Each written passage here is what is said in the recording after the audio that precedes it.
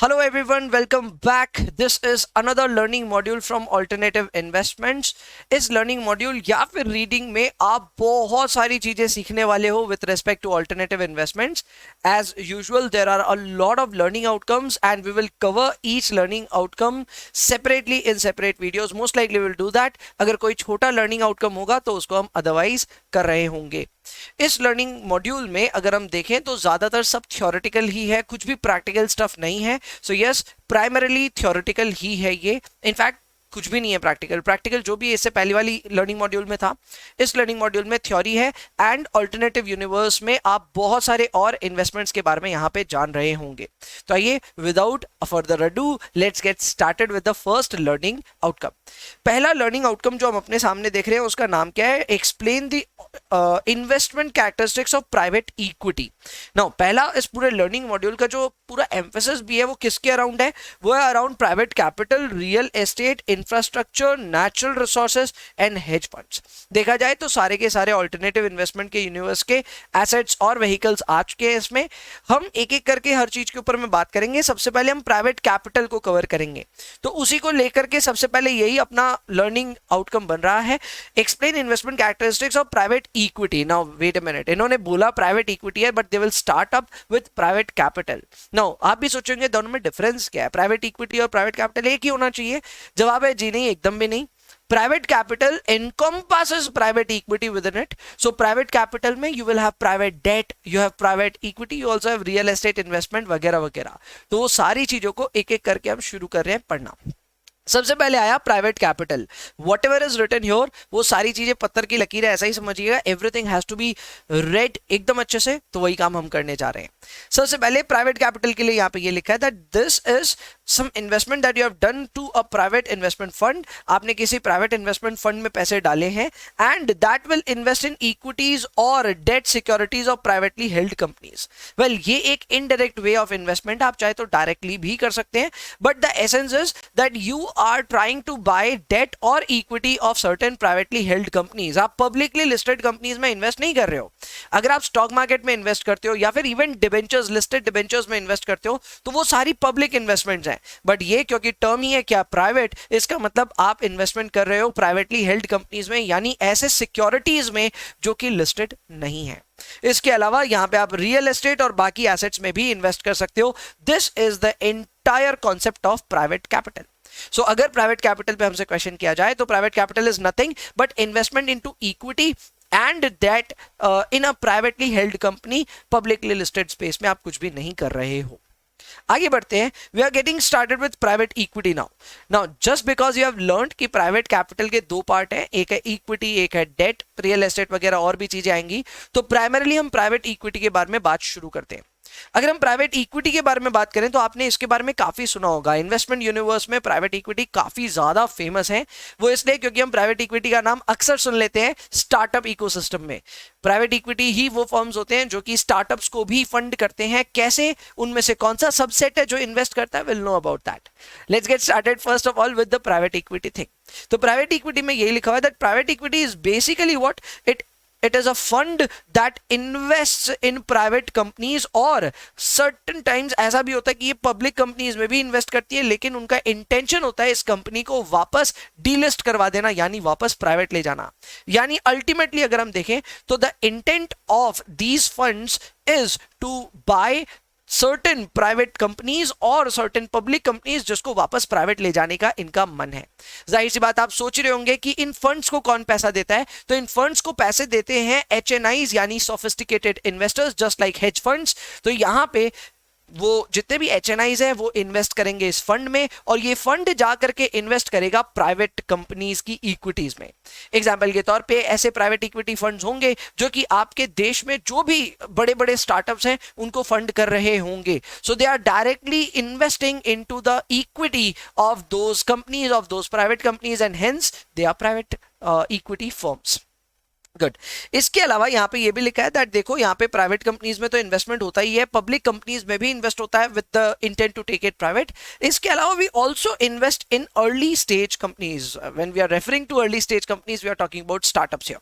तो यहाँ पे जितने भी स्टार्टअप्स हैं उनमें जब एक प्राइवेट इक्विटी फंड इन्वेस्ट करता है तो उस सेगमेंट को हम कहते हैं venture capital fund. Venture capital के बारे में डिटेल में और भी जानेंगे, बट इतना समझ लीजिए प्राइवेट इक्विटी का वो लेग जो कि स्टार्टअप्स में इन्वेस्ट करता है उसे हम कहते हैं वेंचर कैपिटल फंड।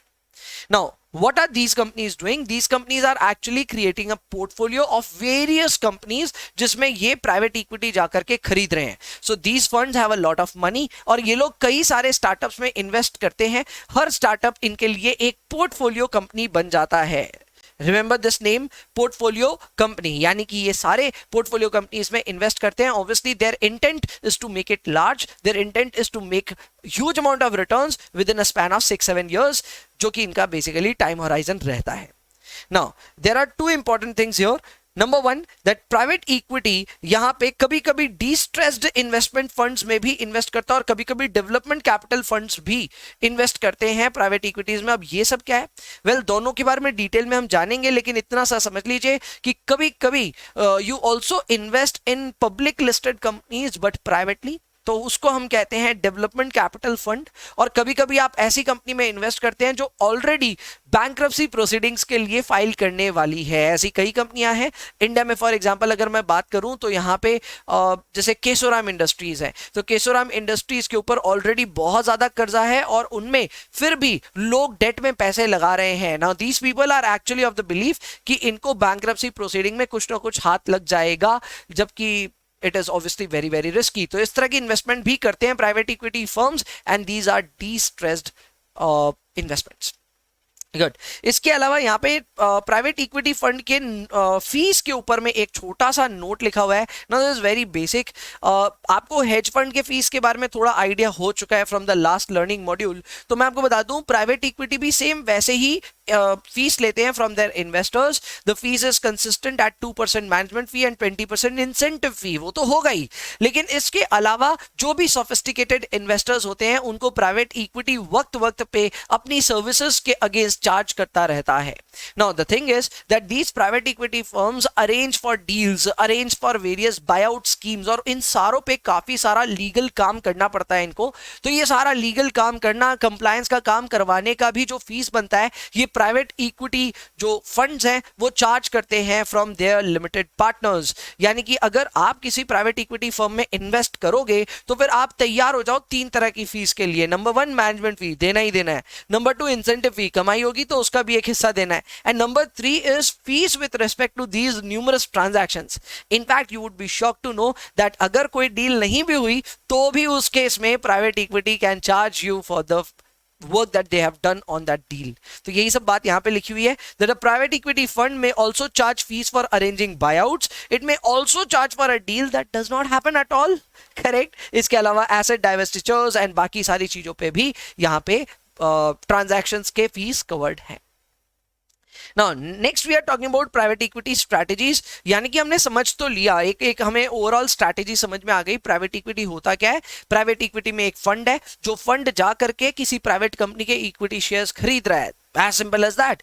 लेकिन ये खरीदने के कितने तरीके हैं, कितने स्ट्रैटेजीज हैं, उनके बारे में बात करना है। तो पहली स्ट्रैटेजी जो हमारे सामने है वो है leveraged buyouts. Now leveraged buyouts is one of the easiest और I would say most comprehensive strategy in private equity, और ये स्ट्रैटेजी काफी अच्छी है। क्यों? मैं समझाता हूं आपको।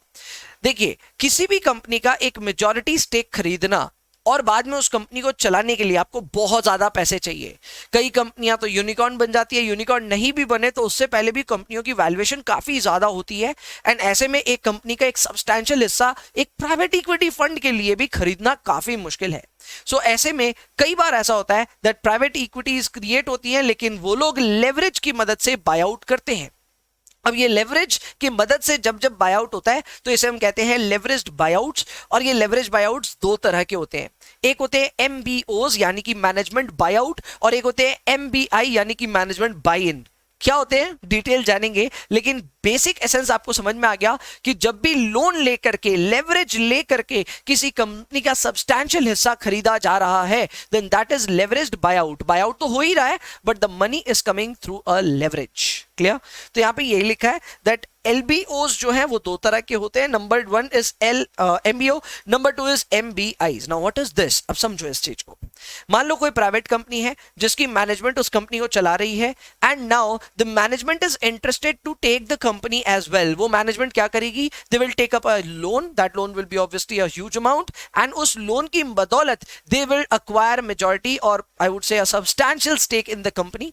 इससे वो कंपनी के मैनेजमेंट तो थे ही, now they will also become shareholders of the company, they essentially become the owners of the company. So ऐसा जब जब हुआ है एक प्राइवेट इक्विटी या एक प्राइवेट कंपनी को जब भी खरीदा उन्हीं की मैनेजमेंट ने, उसको हम कहते हैं MBOs, and obviously this is not possible without leverage, इसीलिए ये LBO के अंदर आता है। नेक्स्ट इज MBI यानी मैनेजमेंट बाय इन। यहां पे थोड़ा डिफरेंट सिनेरियो है। यहां पे प्राइवेट इक्विटी फंड्स जो होते हैं वो इन्वेस्ट करते हैं in the company by taking a leverage, but they intend to replace the management of the company. यहां पे जो कंपनी की मैनेजमेंट है उसको टाटा बाय बाय किया जाता है और एक नई मैनेजमेंट को इंट्रोड्यूस किया जाता है, बिकॉज द इन्वेस्टर्स और the fund is of the believe कि और बेहतर मैनेजमेंट उस कंपनी को चला सकती है, तो उसे हम कहते हैं management by in. Correct? Here external management team will replace the existing management team. Now this is very very important कि LBOs में सब्सटैंशियल हिस्सा क्यों खरीदा जाता है, बिकॉज जो भी इन्वेस्टर एक लेवरेज लेकर के कंपनी में साइजेबल पोर्शन ले रहा है, वो चाहेगा कि इस कंपनी को चलाने में उसका रोल हो, वो चाहेगा कि वो बोर्ड को रिप्रेजेंट करे या बोर्ड में उसका भी कोई रिप्रेजेंटेटिव हो, वो चाहेगा कि इंपॉर्टेंट डिसीजन मेकिंग में उसका कुछ से रहे। एंड दैट इज वाई यहां पे एकदम क्लियरली लिखा है दैट प्राइवेट इक्विटी फर्म्स जब जब इन्वेस्ट करते हैं किसी कंपनी में, दे obviously want the value of the firm to increase, and they can increase this by introducing maybe new management or maybe management incentive कुछ ऐसे ले आएंगे, restructure करवा लेंगे, या फिर में cost reduction schemes कुछ ले आएंगे। ये सब तभी होगा जब आपके कोई representative है on the board of the company। इसके अलावा final point I believe is the most important point कि कभी भी कोई भी एरी गैरी नत्थु गैरी कंपनी को आप LBO से खरीद नहीं सकते। आपको LBO से अगर किसी भी कंपनी को खरीदना है तो इंश्योर कीजिएगा कि उस कंपनी के पास में सब्सटैंशियल कैश फ्लोज हैं, अगर substantial as well as sustainable. क्योंकि अगर कैश फ्लो नहीं हुआ, वो कंपनी मान लो कैश फ्लो रिच कंपनी नहीं है, कैश काउ नहीं है, तो फिर आप अपने लोन कैसे चुकाओगे? Remember, you have already taken a loan to buy the company. Now if the company is maybe loss making, or if the company does not have substantial and significant cash flows, then in that case आपके लिए loan चुकाना काफी मुश्किल हो जाएगा। And यही बात यहाँ पे अच्छे से लिखा हुआ है that whenever firms that are being thought of bought, correct, या are being thought of buying, correct, तो उनमें high cash flows become an attractive LBO candidate। leverage buyout के लिए उन कंपनियों को ज्यादा प्रेफर किया जाता है जिनके cash flows rich हैं। Next up is development capital. हमने इसके बारे में बात करी, एंड डेवलपमेंट कैपिटल का सबसे बेस्ट एग्जांपल होगा पाइप्स। पाइप्स क्या होते हैं? These are private investment in public equities. Now these companies, नाम से समझ में आ रहा है पब्लिक इक्विटीज है, यानी कि लिस्टेड स्पेस में है ये कंपनियां, लेकिन फिर भी इनमें प्राइवेट इन्वेस्टमेंट किया जा रहा है। इसका एक अच्छा एग्जाम्पल जा सकता है Ajay Singh and spice jet का। अजय सिंह स्पाइस जेट के एक्स प्रमोटर रहे, ये कहना सही रहेगा। अब खैर उन्होंने वापस मैनेजमेंट में अपनी जगह हासिल कर ली, लेकिन एक दौर था जब स्पाइस जेट बहुत ज्यादा लिक्विडिटी इश्यूज फेस कर रहा था, एंड उस केस में कंपनी को सिर्फ फ्लोट करने के लिए भी जो पैसे चाहिए थे वो अजय सिंह ने दिए थे। अजय सिंह इस कंपनी के पहले प्रमोटर रहे थे, जिन्होंने कंपनी की मैनेजमेंट मैं कह सकता हूं मैनेजमेंट करी कुछ समय तक, और उनके बाद में ही basically took off from the company, but later on when the company went into again certain problems, then he came back and he restored the functionality of the company, and ऐसा करने के लिए he gave SpiceJet 100 crore rupees in exchange of certain equity। अब यहाँ पे जो equity खरीदी गई वो ऑब्वियसली एक प्राइवेट एक्सचेंज में खरीदी गई, but remember these equities are actually public equities as well। तो पब्लिक इक्विटी में प्राइवेट इन्वेस्टमेंट करके डेवलपमेंट कैपिटल के नाम पे पैसे एक कंपनी जुगाड़ जुगाड़ सकती है, और इस तरह के कैपिटल के साथ में obviously investor will take hold of the management as well. कोई भी इस तरह से अगर कंपनी को हेल्प करेगा तो वो चाहेगा कि कंपनी के मैनेजमेंट में उसके रिप्रेजेंटेटिव्स हों। That is a fair deal, correct. और ये चीज अजय सिंह और स्पाइसजेट के एग्जांपल में क्लियरली नजर आया था। तो यहाँ पे ये चीज एकदम क्लियरली लिखा है that here you are buying a minority equity investing but you want growth और restructuring in the firm, correct, and obviously you will get a place on the board. Third is venture capital. Now venture capital is very important. I already told you that the leg of private equity funds जो कि basically startups में invest करता है या फिर early stage companies में invest करता है, उन्हें हम कहते हैं venture capital funds. Now venture capital funds अलग अलग stages में एक new company को या फिर एक startup को fund करते रहते हैं, but their main intent is to fund these companies at the early stage. जाहिर सी बात है risk बहुत ज़्यादा है but reward के potential भी काफ़ी ज़्यादा है यहाँ पे, clear? तो ये यहाँ पे क्या क्या लिखा है आइए बात करते हैं उसके बारे में। सबसे पहले यहाँ ये लिखा है that you are investing in early stage companies, correct. Most of the times यहाँ पे जो इन्वेस्टमेंट होती है वो कन्वर्टिबल्स में ही होती है, बिकॉज इक्विटी खरीदना किसी भी इन्वेस्टर के लिए फॉर अ स्टार्टअप कंपनी काफी रिस्की है। स्टार्टअप कंपनी की इक्विटी कोई बहुत ज्यादा सिक्योर्ड तो है नहीं, एंड ऐसे में डायरेक्ट इक्विटी खरीदना might leave you with no exposure at all और might leave you with no comfort at all. तो ऐसे में ज्यादातर केसेस में वेंचर कैपिटल फंड जो होते हैं वो या तो कन्वर्टेबल प्रेफरेंस शेयर्स या फिर कन्वर्टेबल डिबेंचर्स में इन्वेस्ट कर देते हैं, एंड देयर इंटेंट इज कि जब ये कंपनी थोड़ी सी बेटर हो जाएगी, थोड़ी सी बेहतर हो जाएगी, उस समय हम अपने शेयर्स या फिर डिबेंचर्स को बेसिकली कन्वर्ट करा लेंगे इक्विटी में, बिकॉज दैट टाइम वो इक्विटी का हम लोग को वैल्यूएशन मिल जाएगा। तो शुरुआत में ये कन्वर्टेबल में जाने का जो तरीका है वो बेसिकली रिस्क को मिटिगेट करने का तरीका है। जब आप शुरुआत में एक प्रेफरेंस शेयर में जाते हैं तो आपको पता है इक्विटी से प्रेफरेंस थोड़ा कम रिस्की होता है, एंड इसीलिए एक कन्वर्टेबल प्रेफरेंस शेयर में जाना इज मच मोर लॉजिकल। तो कन्वर्टेबल प्रेफरेंस शेयर्स में इन्वेस्टमेंट होती है या फिर कन्वर्टेबल डेट में होती है, लेकिन ये सब कन्वर्टेबल होते हैं बिकॉज एट द एंड किसी ने अगर कंपनी में पैसा लगाया तो वो चाहेगा कि कंपनी की वैल्यू बढ़े तो उसको फायदा हो, तो वो इक्विटी में तो कन्वर्ट होगा ही होगा। क्लियर? यहां पे ये क्लियरली लिखा है दैट यहां पे कन्वर्टेबल प्रेफरेंस शेयर्स या फिर कन्वर्टेबल डेट के थ्रू इन्वेस्टमेंट की जाती है, and obviously the fund managers are actively involved in the development of the company and they take important management roles in that company as well. After venture capital, the next that we have are the stages of venture capital investment. अब आपको इतना समझ में आ गया that venture capital funds जो होते हैं वो startups को time to time fund करते रहते हैं, लेकिन कब और कैसे किस स्टेज में तो वो जानते हैं। सबसे पहली स्टेज होती है वो होती है फॉर्मेटिव स्टेज, यानी ये कंपनी बन रही है, अभी कोई बहुत ज्यादा तरक्की नहीं हुई है। तो एकदम फॉर्मेटिव स्टेज में जब एकदम शुरुआत में आप स्टार्टअप का जस्ट सोच ही रहे हो ना, उस समय तो देखो आपको कोई फंड नहीं करता। When you are thinking about creating a business, तो उस समय शुरुआती जो पैसे हैं कंपनी बनाने के या फिर और सब काम करने के, वो सब पैसे आपको अरेंज करने पड़ते हैं from your family and friends. These investors are basically angel investors for you. तो ये हो जाते हैं angel investors, and these are basically angels, those who are investing in your company even before venture capital funds. इसके बाद में आते हैं अपने दूसरा स्टेज इसी के अंदर में, जिसे हम कहते हैं seed stage. Seed stage is the first stage where venture capital fund is providing you the first check. ये आपका पहला वैल्यूएशन हुआ या पहला मैं बोल सकता हूं राउंड ऑफ फंडिंग हुआ, and this is known as seed capital. ये सीड कैपिटल में बेसिकली जो पैसे दिए जाते हैं वो होते हैं प्रोडक्ट डेवलपमेंट, मार्केटिंग और मार्केट रिसर्च के लिए। नाउ आप सोच ही रहे होंगे क्या प्रोडक्शन शुरू नहीं हुआ अभी तक? एकदम नहीं हुआ है, अभी भी हम अपने प्रोडक्ट को लॉन्च करने से दूर हैं, एंड इस समय वेंचर कैपिटल ने पैसे देने शुरू कर दिए हैं। इसके बाद में अर्ली स्टेज फाइनेंसिंग होती है, अगेन ये इसी के अंदर है, फॉर्मेटिव स्टेज के अंदर ही है।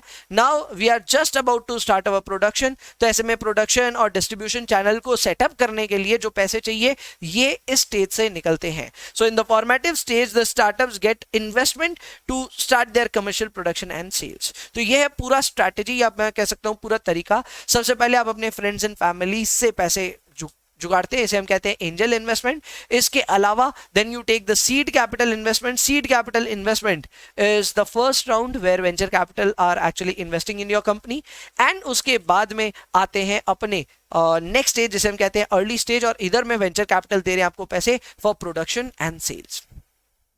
Then we have stage 2. Stage 2 is a later stage investment or expansion venture capital. यहाँ पे नाम से ही समझ में आ रहा है that this money is raised from the venture capital fund in order to fund our expansion programs. अब company क्योंकि प्रोडक्शन कर चुकी है, then it would like to reach on the shores और I would say on different edges of the country. इसके अलावा कई कंपनियां ग्लोबली भी सोचती है, तो ग्लोबल प्रेजेंस के लिए यहाँ पे बहुत ज्यादा इन्वेस्टमेंट की जरूरत है, एक्सपेंशन की जरूरत है, और ये पैसे वापस वेंचर कैपिटल से लिए जाते हैं। This is stage 2 which is later stage investment. And finally, we have stage 3, which is mezzanine stage financing. This is simple. Here, the venture capital is funding the startup just to ensure कि उसको IPO लाने का मौका मिल जाए. Now, this is very important. ये वो funding है जिसमें कंपनी की वैल्यूएशन एक अच्छे लेवल पे ले जाई जाती है ताकि आईपीओ में अच्छा खासा फंड पब्लिक से मिल सके. The final stage where the companies are getting ready और आर गेटिंग आईपीओ रेडी, तो उसके जस्ट पहले वाली जो फंडिंग होती है उसे हम कहते हैं mezzanine financing, mezzanine stage financing. And here the capital is provided to prepare the firms for an IPO. Clear? तो ये था पूरा वेंचर कैपिटल का तैयारी, किस तरह से वेंचर कैपिटल एक स्टार्टअप को फंड करते हैं. एंड ऑब्वियसली इसके बाद में सब आईपीओ आने पे एग्जिट भी करते हैं, क्योंकि उनको जो रिटर्न चाहिए वो पब्लिक का पैसा जब कंपनी को मिलता है तो उस समय उनको एक एग्जिट मिल जाता है. टॉकिंग ऑफ एग्जिट, तो we have various exit strategies too, जिसके बारे में एक एक करके बात करते हैं. नाउ एग्जिट पे बहुत इंपॉर्टेंट चीजों को ध्यान रखना. आप खुद भी स्टॉक मार्केट में इन्वेस्ट करते होंगे और मैं मानता हूं कि आपका होराइजन बहुत बड़ा होगा. हो सकता है आप किसी शेयर को 25-30 साल के लिए होल्ड करने के लिए रेडी हो, लेकिन प्राइवेट इक्विटी ऐसे काम नहीं करते. प्राइवेट इक्विटी जब भी पोर्टफोलियो कंपनी में इन्वेस्ट करते हैं तो उनका होराइजन 5 से 7 साल मैक्सिमम होता है. एंड उसके बाद में they look to leave the company, क्योंकि उनके हिसाब से कंपनी का जो मैक्सिमम वैल्यूएशन है वो वैल्यू इंक्रीमेंट देख लिया उन्होंने, और उसके बाद में वो एग्जिट करते हैं.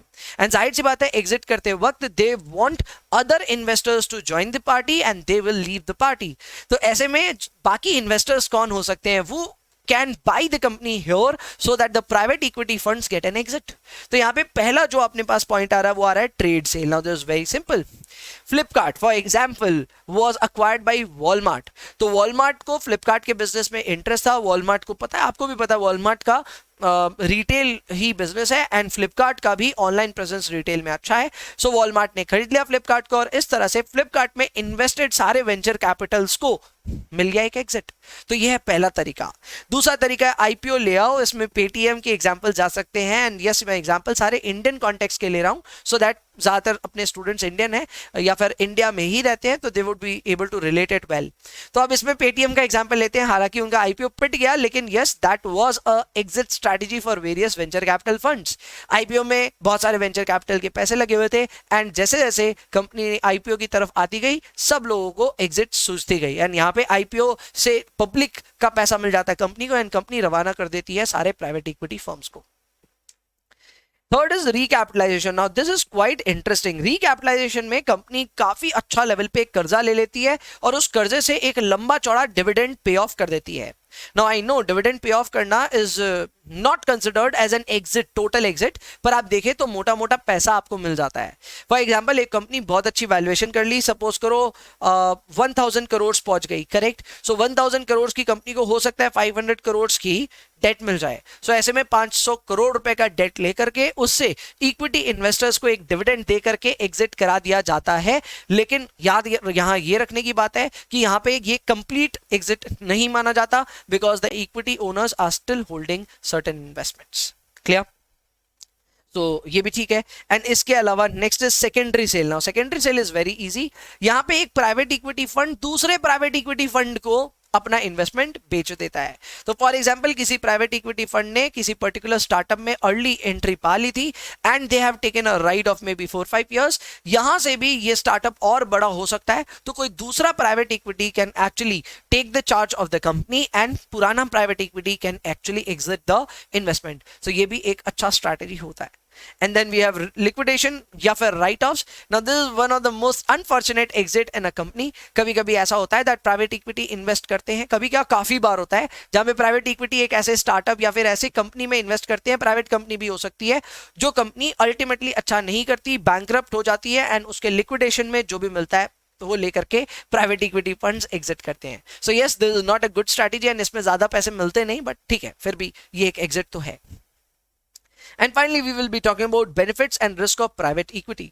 तो अब हमारे दिमाग में ये आता है कि भैया चलो हम भी कोई दिन सोफिस्टिकेटेड इन्वेस्टर्स बन जाएंगे, तो क्या हमें प्राइवेट इक्विटी में इन्वेस्ट करना चाहिए? क्या हमें किसी फंड को पैसे देने चाहिए, किसी प्राइवेट इक्विटी फंड को पैसे देने चाहिए so that they invest in various private companies and startups? तो इसके लिए हमें बेनिफिट्स और रिस्क पढ़ने पड़ेंगे। पहला जो बड़ा बेनिफिट है वो ये है कि प्राइवेट इक्विटी फंड्स होते हैं उनके returns on an average stock return से ज्यादा होते हैं। I am talking about the stock market here. तो आपको भी पता है, जैसे इंडियन कॉन्टेक्स्ट में बताऊं तो निफ्टी 12-13% से ग्रो करता है। सो ऐसे में अगर आप एक प्राइवेट इक्विटी चैनल पे फंड कर रहे हो या फिर प्राइवेट इक्विटीज में इन्वेस्ट कर रहे हो, तो आप एक्सपेक्ट कर सकते हो return more than 12-13%। Yes, that is true. Return ज्यादा होंगे क्योंकि आप रिस्क भी तो ज्यादा ही ले रहे हो। So returns on an average can be greater than the stock market. Number 2, आपको यहाँ पे थोड़ा सा डाइवर्सिफिकेशन बेनिफिट मिल जाता है। आई वुड नॉट से कि बहुत ज्यादा डाइवर्सिफिकेशन बेनिफिट मिलेगा, लेकिन थोड़ा बहुत तो मिल ही जाएगा। ऐसा हो सकता है that the stock market is not doing well but the entire startup ecosystem is blooming. ऐसे में आपके जितने भी स्टार्टअप्स में पैसे लगाए हुए हैं या फिर प्राइवेट इक्विटी फंड में पैसे लगाए हुए हैं, उनकी वैल्यूएशन उतनी जोर से नहीं गिरेगी जितनी जोर से स्टॉक मार्केट गिर रहा होगा। So definitely there would be certain diversification benefit. Third, standard deviation जो है प्राइवेट इक्विटी का, that is higher than the stock market और द इंडेक्स ऑफ इक्विटीज।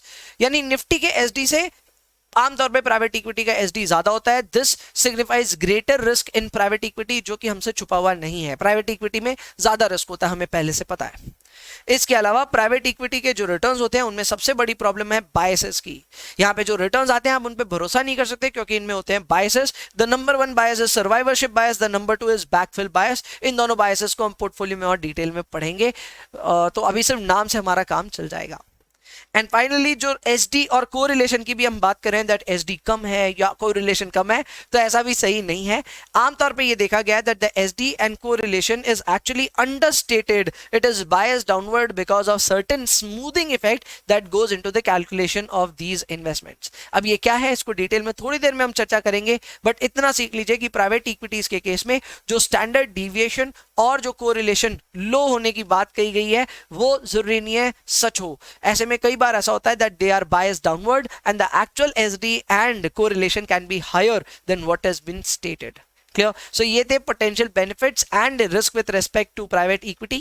इसी के साथ में हमारा प्राइवेट इक्विटी पूरी तरह से कंप्लीट होता है, प्राइवेट डेट अभी बचता है। तो प्राइवेट डेट को हम करेंगे अपने नेक्स्ट वीडियो में। तब तक के लिए bye bye, take care, enjoy yourselves please and पढ़ाई करते रहिए।